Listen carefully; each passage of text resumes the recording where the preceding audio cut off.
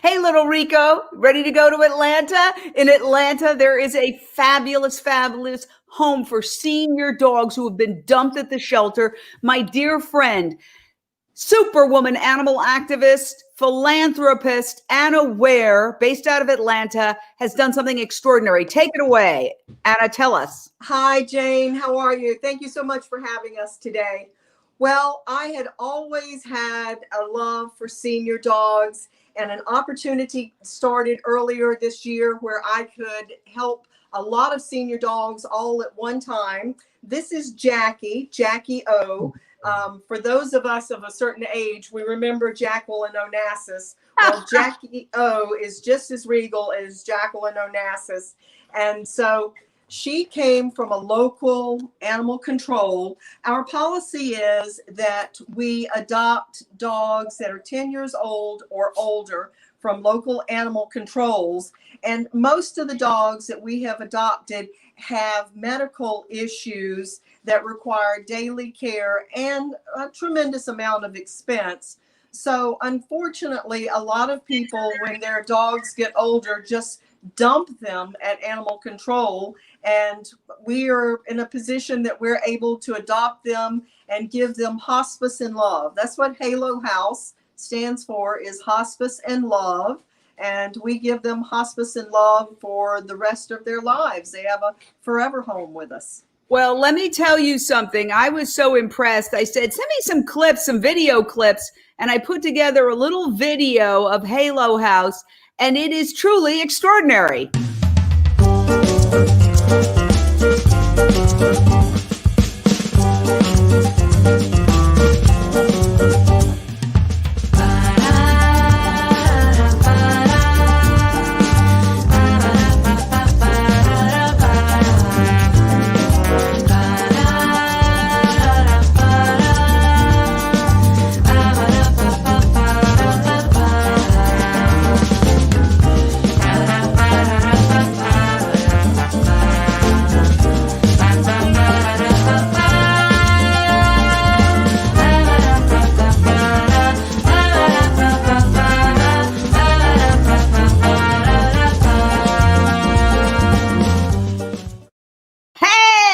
Wow, that was amazing. And I have to tell you that when you see these senior dogs dumped at the shelter after a life of loyalty, this is my little Rico who was rescued from the streets of Puerto Rico, and you can see he's a senior. Sometimes it's that the person passes away. Sometimes it's that the person goes to a nursing home, but sometimes it's just absolute callousness towards a member of the family who has been with the family all this time. And then when they get old and there may not be as, I think they're more entertaining personally, but they may not be as lively. Then the parent, the human companion, just takes them to a shelter and dumps them. It's incomprehensible to me, Anna. Well, unfortunately, Jane, sometimes they don't even take them to the shelter and dump them. They just literally dump them on the street. That was the case with Jerry. This is Jerry. And Jerry's a lot like Jerry Garcia, also for those of our age. I think he did one too many parties back in the 60s, if you know what I mean. Yes. But Jerry is completely deaf. He's a partially blind Yorkie. He has epilepsy, and he was just literally dumped on a street corner in a small community outside of Metro Atlanta. We were contacted by animal control and told that they were full. And as you know, we are euthanizing millions of dogs and cats in the United States every year. And so, unfortunately, he was next up to be euthanized. But luckily, animal control contacted me and said that he was a great dog, which he is. He just needs a little extra love and attention. So we adopted him. And yes, Jerry, King Jerry Garcia, now lives with us. Now, one of the things that I think is so great about what you do, and we're old friends, we even discussed this back when you were creating Halo House. You said you wanted it to make make it like not a kennel, but rather a home. So that when they came in, they're used to sitting on couches and chairs and finding their little spots, that it's not like they're going into an institution. They're going into a home. I think this is something that all rescues should adopt for dogs and cats because it makes them feel at home. And this is a home. This is a 4-bedroom, 3-bath house. And we currently have 7 dogs. We had 8, but we found the perfect family for one of our dogs. And so that dog was adopted, but now we have 7. And yes, the 3 big dogs each have their own individual bedroom. They have beautiful murals painted in their bedrooms that one of our donors paid for. And the 4 little dogs we have share the master bedroom, and they still have so much room. But we have a TV room, we have a living room, a dining room. It is a house. So far, we've only been able to have a couple of events due to the pandemic. But as soon as the pandemic is over, we will, in fact, have TV movie nights, we'll have game nights, and have a lot more participation from the community. And I see here's one of your volunteers, one of your amazing team members, that this brings a lot of joy to people as well. You know, there's so many heartbreaking stories about animals constantly. It's enough to really drive you mad. But we have to remember that when we save one life, we've saved the world for that being. So I think that what you've stumbled upon and created is genius, because nobody, whether it's a dog or a human, likes to go into an institution, a kennel. But correct. Because this is a home and there's music and there's chairs and it's designed in a way that the people are happy, and so they're excited to be there. Yes, absolutely. We have nice little IKEA sofas that I don't care if the dogs sit on, lay on, occasionally accidentally have an accident on. It doesn't matter, because this house is all about for the dogs and for the dogs to enjoy what remaining time they have in their lives. We have a wonderful fenced-in backyard where they chase tennis balls and run around and play. And it's a home. It's a home for these animals. Do you see this expanding across the nation? Because there are a lot of dog rescues, but sometimes, you know, the conditions, while most people, there are scam artists, but while most people are very good-hearted, there is that sort of kennel feel to them, the concrete, and sometimes it's a question of they have to raise funds to get the blankets and to get the bedding. I mean, I've been involved in many of those campaigns.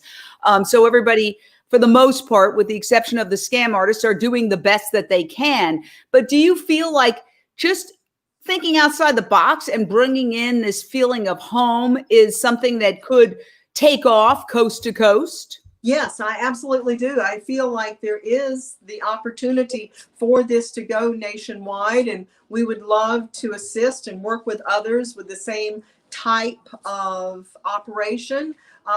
It does take some initial setup, which can be costly, of course, but this is so much better for these dogs. And I would rather have these 7 dogs have just the lap of luxury and have a wonderful home than have 20 dogs that are in concrete kennels, as you said. Now, I know that's your little guy. Do you have some bigger dogs that you want to bring in to show us? Yes, we will bring Queen Bee in just a second. And I will tell you that Queen Bee. Somebody just jumped down. But Queen Bee let's is bring her in. An American Standard Bulldog. Okay. Queen Bee was used extensively for breeding, and unfortunately has a really bad heart murmur. So the vet said that we cannot aspirate some of the tumors that she has on her body, because her heart murmur is so bad that it could be a life or death situation. So somebody from your team is getting her, right? Yes, they're getting her. Now, I just want to tell you, when she comes in, she's a wild, crazy one. She'll be jumping all over and happy as can be. She's a ball of energy. So we do have 3 large dogs. We have a hound mix. We have Queen Bee, who is the American Standard Bulldog. And then we have a red-nosed pit. And Jane, you've known me for so long. You know I have a thing for pits. Yeah. I can hear Queen Bee coming. Oh, my goodness. Oh, yeah. Hold on, let me get a treat or two. Okay, hold on. There's Queen Bee. Oh, yeah. Get on your lap? Does she? Ma'am? Does she get on your lap? Oh, yeah, she'll get up here, I'm sure, in a second. We'll see. Oh, I can see everything's going to. Yeah, this is great. Okay. Wow. Okay, you're talking to the founder of Halo House right now, and there is Queen Bee. This is a unique rescue in Atlanta, Georgia, that creates a home environment for senior dogs who have been dumped. Look at this, Queen Bee. They are obviously super, super happy dogs. Oh, she is. Queen Bee is just Queen Bee. Oh, I think she's going to try to get some extra camera time here. Let's see here. Let me see if I can get her to. Yeah. Uh-oh. I want you to see her face. She has the most beautiful face. You can move around. Oh, there. Oh, here she is. Oh, look at her. Look at this face. Look at that. Yeah, look at that. Yeah, there she is. And how old is she, and what was her story? Well, she is at least 10. We think probably closer to 12 years old. She was dumped on a street corner in a small town outside of Atlanta. So she, if you could see her, you would see that she was extensively overbred. Oh. And then after what the vet said he felt like was, as much as she was able to produce litters, they literally dumped her on a street corner. She does have some tumors, but unfortunately the vet said that due to her extreme heart murmur, that he doesn't feel comfortable putting her under anesthesia, because it could be a life or death situation. Well, you raise an important point, is that one of the reasons I think that people dump their senior dogs is that dogs become more expensive as they get older, in the sense that they need medication. Like this little guy needs medication because he has allergies, and it's pretty serious. And then, of course, there's the regular stuff, the dewormers and the flea medication and everything else. And so what's really tragic is now, with all things that are happening, people might lose their homes. What happens to those dogs? We really need to ramp up our ability to bring these dogs in, even if you just foster the dog for a little bit. Exactly. There are so many aspects of animal welfare that I do feel like we need to change in this country. I will tell you that unfortunately it is the policy of some animal controls, and more so some humane societies, that they will not actually adopt an animal out to a citizen, a human, that's over the age of 70.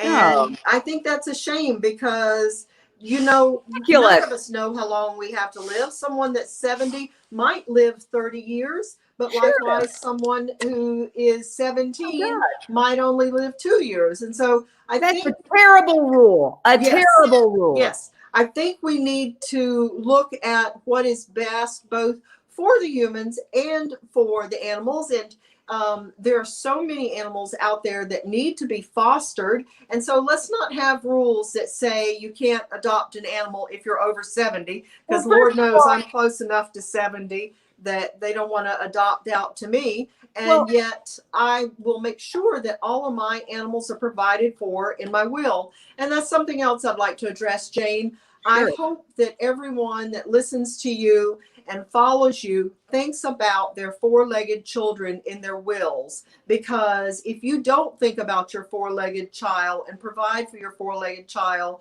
in your will, that dog may end up at animal control and may not have a good outcome. You are absolutely right. In fact, there was an article recently written about the animals who are left behind after people die of COVID. More than 170,000 people in this country have died. A good percentage of them had pets. What happened to those pets? Often tragic, often tragic. So everybody should have a will no matter what, even if they have a few possessions. And I certainly do. And I have my animals provided for. I know exactly who's going to take them. And they've agreed, and it's written out, and to pay for their care as well. So that's something that everybody should do. Yes, Right, absolutely. Anybody else from the Halo House you want us to meet? Yes, we're going to get Reese in just a second. Okay. I'll tell you that Reese was the very first dog we adopted.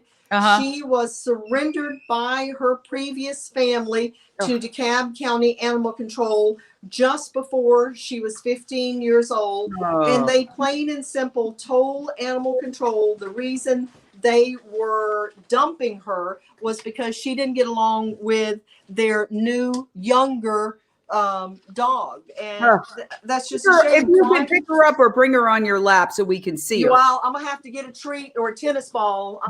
It's probably gonna have to be a tennis ball. You could show the camera. Your great camera operator's doing a great job. Thank you. There we go. This is Reese. There we go. Reese lives for tennis balls. Well, she's gonna probably leave us now because she's got a tennis ball, and that makes her happy as can be. She's a sweet girl. But as I said, she was right at 15 years old when she was dumped by the previous owners. And they said straight up that the reason was she didn't get along with the new, younger dog. And that's just crazy. I mean, why would you dump a dog? You know, there's so many ways. I know with my own dogs that I have several dogs that don't necessarily get along. So I have different bedrooms for different dogs, and there's always a way to solve an issue. You don't just give up on somebody. Yeah, and dumping an animal in a shelter, it's like sending an animal to prison or the death penalty, because older dogs are rarely adopted. And I urge anybody who is fostering to take in those older dogs, please. So it's very important.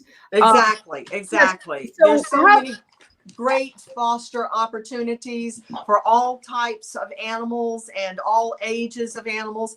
And, you know, I have been a foster failure more than once. That's when I thought I was going to foster a dog for a couple of weeks. And then, of course, the dog ended up staying for life. So, yes, I'm a foster failure. Well, I think the work you're doing is absolutely incredible. What are your final thoughts in terms of how people can get involved? If people are in the Atlanta area, what can they do? Well, certainly we would welcome any and all volunteers. You can find us on Facebook on Halo House for Dogs. You can also find a link there on Facebook to our PayPal page, which is Halo House for Dogs. And we could certainly use any and all donations, both of towels, tennis balls, treats, monetary. I will say that the medical costs for these dogs can be extraordinary sometimes. We're not looking to do heart-lung transplants, but we do want to make sure that they are given the best possible lives for as long as we can keep them pain-free and happy. So follow us on Facebook, and that's Halo House for Dogs. And any questions you have, please message me on Facebook, and I will be more than happy to respond. Sometimes it takes me 24 hours, but I promise I'll get to you. Now, I want to say that Anna Ware is an incredible activist who has done incredible, amazing, groundbreaking work with People for the Ethical Treatment of Animals. And by the way, a collaborator with Jane Unchained's New Day, New Chef cooking show. In fact, Anna and I were talking when I first came upon the idea of doing it, and it's streaming on Amazon Prime. We have 2 seasons. We have New Day, New Chef, and we have New Day, New Chef Support and Feed. And you and I came up with the name together, New Day, New Chef. And I think that's absolutely brilliant. So thank you for being a part of that effort. And also, I want to ask you about some of the work you've done with PETA, because you really have done groundbreaking, historic work. Well, thank you, Jane. Thank you for your kind words.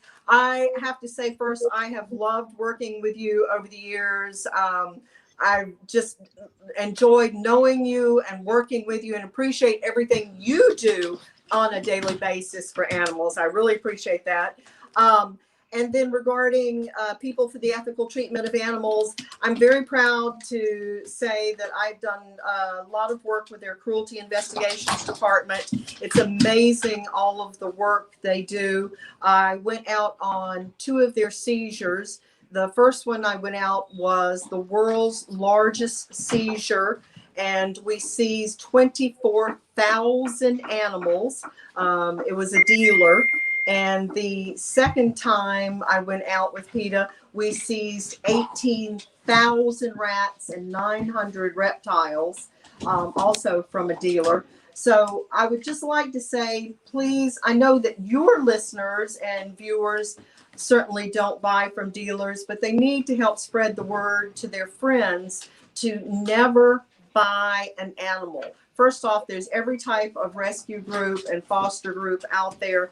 Never buy an animal. I know so many people have watched that Netflix show recently about the Tiger King, but there's also a book called Lizard King, and it talks about the horrific conditions that so many of these animals are put through when they're captured in the wild and then brought to the United States to be sold in pet stores. So please never purchase an animal, and do support both your local animal welfare and national groups such as People for the Ethical Treatment of Animals. Yes, and you and I know, going back more than 3 decades working with PETA, that a lot of the things that people say about them are not true, and that they're an incredible organization.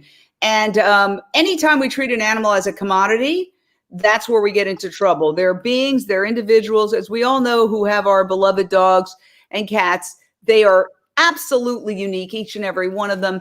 Anna, I just want to get your final thoughts on what you think people should be doing in today's world right now to make the world better for animals.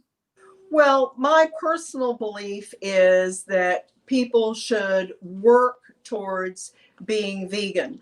I am 100% vegetarian, have been 30 years. I'm working towards being vegan. I fall off the wagon every once in a while, but I don't beat myself up. Instead, I start over again. Just as I would never choose to eat a dog or cat, I also choose never to eat a pig, a fish, a cow. And I would like for people to give more thought to how they use and abuse animals to just make food for a plate. Well, very well said.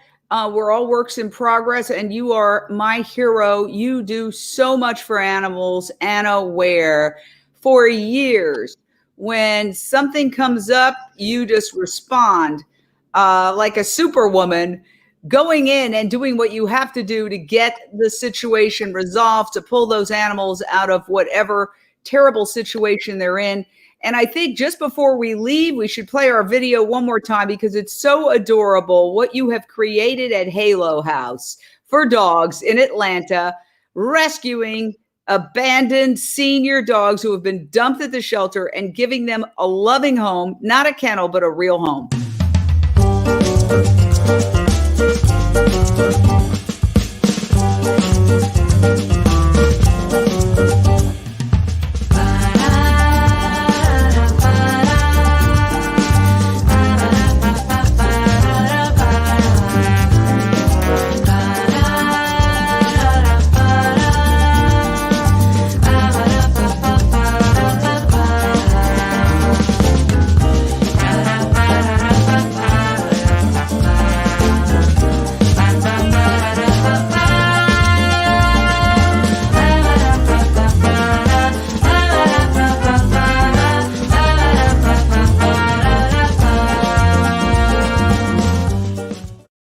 So support Halo House for Dogs.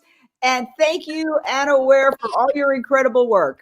Thank you, Jane. Thank you for all your incredible work. And I look forward for many more episodes of New Day, New Chef. It's doing really well. I got to tell you, it's just been expanded to Australia, New Zealand, and Canada. So now we are our show that you and I came up with the title and created together, along with amazing team and our executive producer, Eamon McChrystal, who is a genius, in my opinion. He did such incredible work putting it together. But now it's across most of the English-speaking world. And it's also, along with, you can watch it on Amazon's Prime Video. If you're a member, it's free. You just watch it on Amazon Prime, New Day, New Chef. And we also have New Day, New Chef Support and Feed, which is a special edition where we are profiling the work of Maggie Baird, who's Billie Eilish's mom, in basically getting donations going to vegan restaurants. Then the vegan restaurants make this healthy, nutritious food, and then that food is delivered to children and seniors in need. So that's absolutely incredible. And we're also on public television stations in 33% of the United States, the market. So we're really getting the word out, and a shout out to you for taking a leap with us. Thank you, Jane. Thank you for everything. I'm so proud of the work you do, and I appreciate your coming to visit us today. All right. Halo House, carry on. Thank you.